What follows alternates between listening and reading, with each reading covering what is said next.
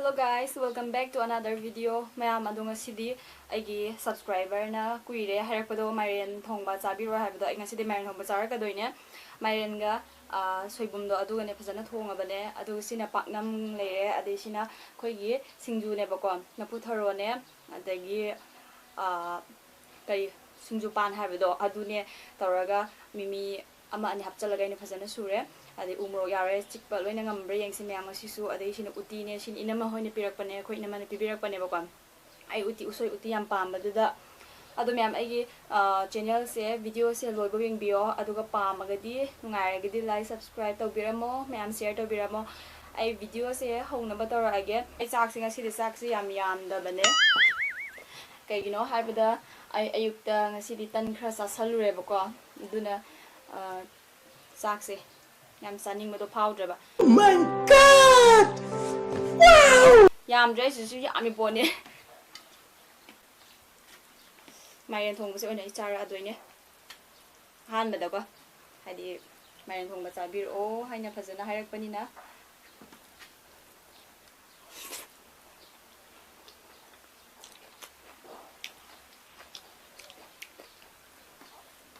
soibumga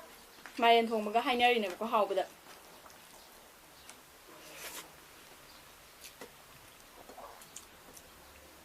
Imam paknam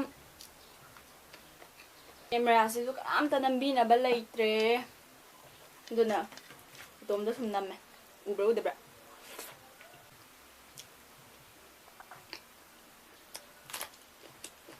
wow uti sa ye uti is my favorite uti adom yam aise isau yamna sau ba male sakse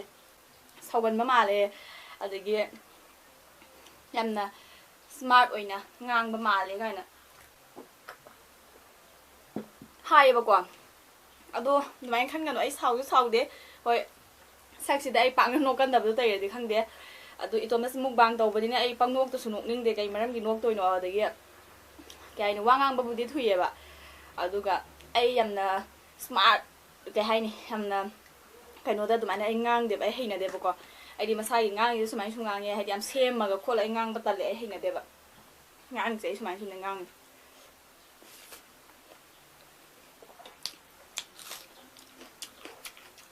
bạc ngâm rồi gặp phút thôi ạ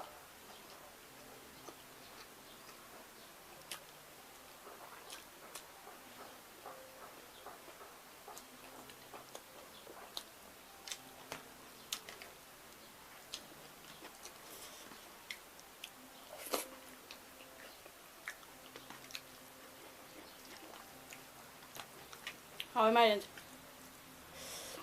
có hình còn đấy mà ninh chắc chú sai đi qua lệ chỉ lồm đã bàn đó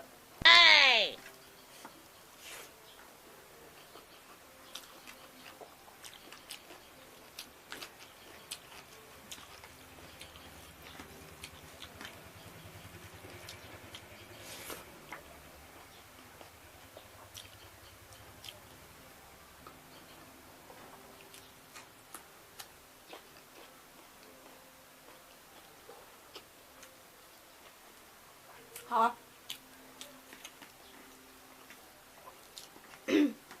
ai rồi này sao thân nghiệp của sao chứ em tập phần là tân trà rồi nó chỉ điểm mày làm gì bịt tôi nè con mày thùng mà sao thân nghiệp của tôi rồi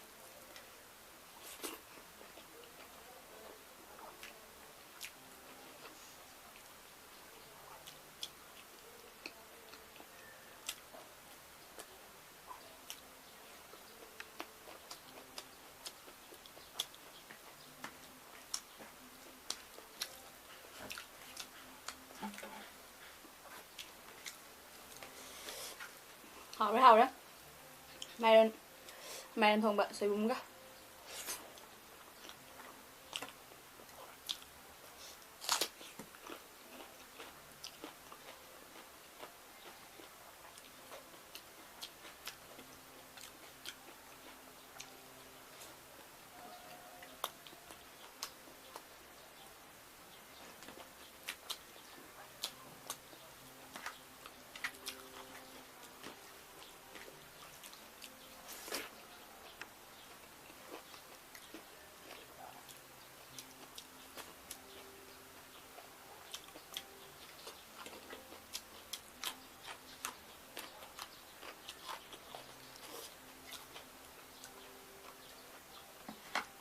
ꯃꯥꯅ ꯑꯉꯧꯕꯒ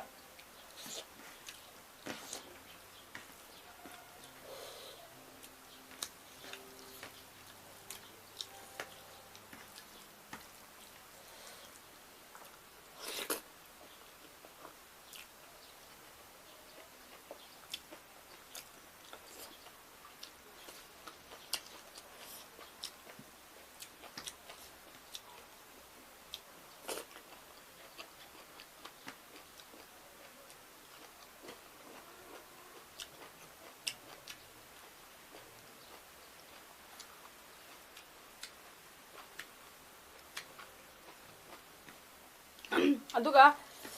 ꯑꯩ ꯆꯍꯤꯁꯦ 12 ꯁꯨꯔꯦ ꯍꯥꯏꯕꯗꯣ ꯊꯥꯖꯗꯕ꯭ꯔꯥ ꯈꯪꯗꯦ ꯂꯩꯁꯥꯕꯤ ꯐꯥꯔꯕꯅꯦ ꯂꯩꯁꯥꯕꯤ ꯐꯥꯔꯕ ꯅꯠꯇꯦ ꯗꯕꯜ ꯑꯣꯏꯔꯕꯅꯦ ꯑꯗꯣ 12ꯁꯦ ꯁꯦꯡꯉꯕ꯭ꯔꯅꯦ ꯀꯥꯏꯅꯒ ꯊꯥꯖꯗꯕ ꯌꯥꯎꯋꯦꯕꯀꯣ ꯁꯦꯡꯉꯦ ꯃꯥꯏꯗꯗꯤ ꯈꯪꯗꯦ ꯃꯤꯅ ꯆꯍꯤ 15 ꯃꯥꯜꯂꯤ ꯍꯥꯏꯕ ꯌꯥꯎꯋꯤ ꯆꯍꯤ 19 ꯃꯥꯟꯕ ꯌꯥꯎꯋꯤ ꯍꯥꯏꯔꯛꯑꯦ 19 19 20 ꯐꯥꯎ ꯍꯥꯏꯕ ꯌꯥꯎꯔꯛꯑꯦꯕ oh no 20ꯗꯤ ꯍꯦꯟꯃꯟꯗ꯭ꯔꯣ ꯑꯗꯨꯅꯦ ꯑꯩ ꯈꯜꯂꯤꯁꯦ ꯑꯩ ꯁꯛꯁꯤꯕꯨ ꯌꯥꯝ ꯂꯤꯔꯕꯗꯣ ꯈꯪꯗꯦꯕꯀꯣ ꯑꯗꯣ ꯃꯌꯥꯝ ꯀꯃꯦꯟꯗ ꯍꯥꯏꯔꯣ ꯑꯩ ꯁꯛꯁꯦ ꯀꯃꯦꯟꯗ ꯍꯥꯏꯕꯤꯔꯝꯃꯣ ꯑꯩ ꯁꯛꯁꯤꯕꯨ ꯀꯌꯥꯝ ꯑꯍꯟ ꯃꯥꯜꯂꯖꯥꯠꯅꯣ ꯈꯪꯗꯦ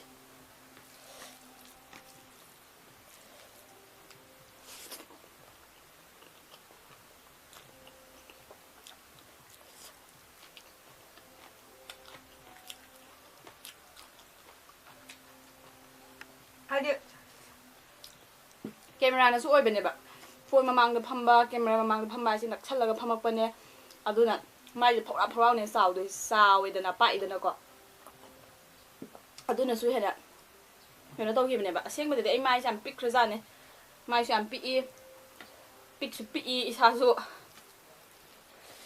ꯎꯔꯀꯥꯟꯗ ꯈꯪꯒꯅꯤ ꯍꯥꯏꯗꯣ ꯃꯥꯁꯤ ꯅꯪꯂꯣ ꯍꯥꯏꯅ ꯍꯥꯏꯔꯛꯀꯅꯤꯕ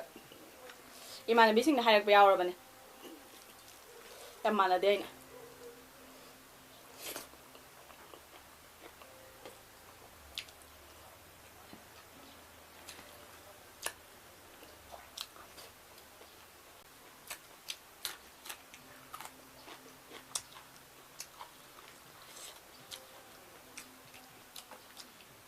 ꯑꯩ ꯎꯇꯤ ꯆꯥꯕ ꯆꯥꯗꯕ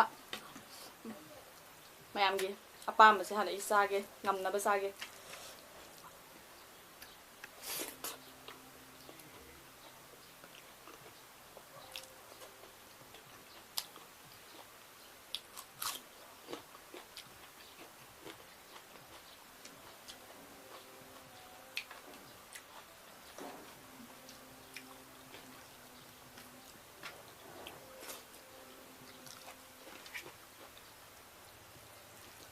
ꯍꯨ ꯃꯨꯛꯕꯥꯡ ꯇꯧꯕꯤꯔꯛꯑꯣ ꯍꯥꯏꯕꯁꯨ ꯌꯥꯎꯔꯛꯏ ꯑꯗꯨꯒꯤ ꯀꯃꯦꯟꯗꯨꯁꯨ ꯑꯩ ꯐꯖꯅ ꯃꯊꯪꯗ ꯄꯥꯊꯔꯒꯦ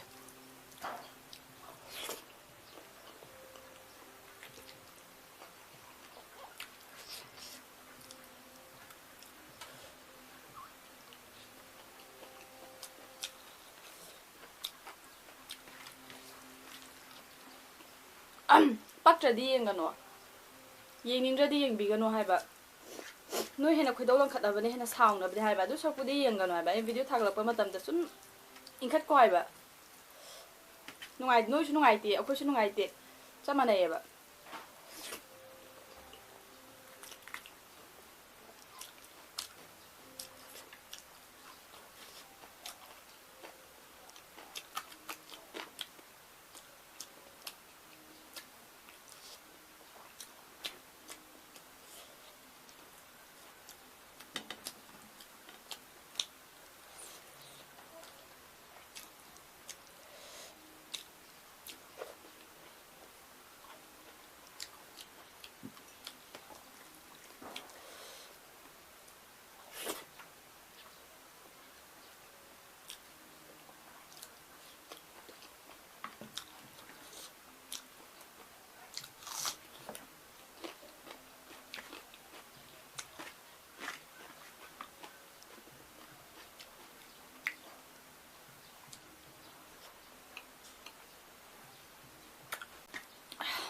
ꯎꯃꯣꯔꯣꯛꯁꯦ ꯎꯕꯗ ꯃꯣꯔꯣꯛꯁꯦ ꯁꯥꯕꯅ ꯌꯥꯗ꯭ꯔꯦ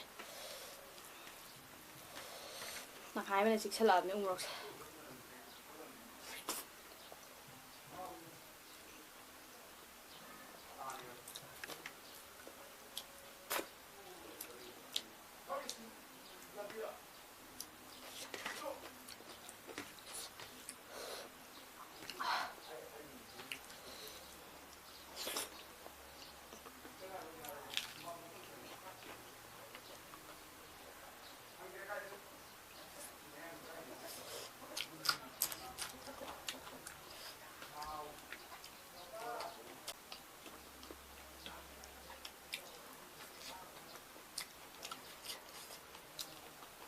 ꯃꯣꯔꯣꯛ ꯌꯥꯝ ꯁꯥꯏꯌꯦ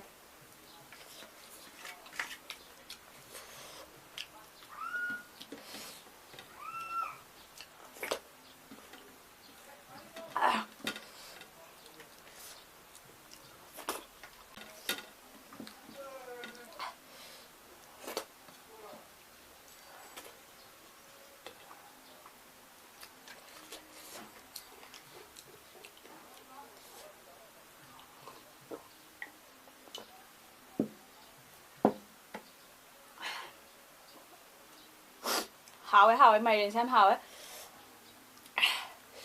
một tiểu nghe anh làm sao nó xa bên này sai cho tận em xa ra bên này bọc ấy xa giờ nó xa xí dùng có em xa xa lên này vậyช่วยเขาจะบาน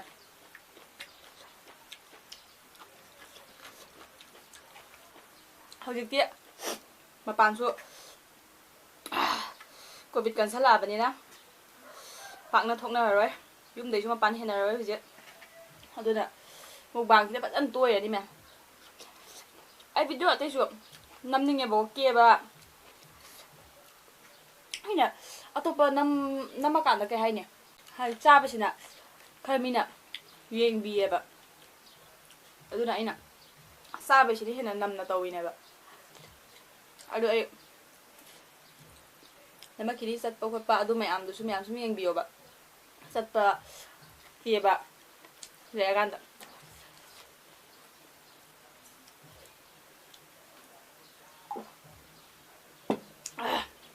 ada ma'am ay video sa siya lagi swaida atong na video amaga puraga ilage ma'am mapanthokpi ganu ko safe oil lamina je am kasu bye bye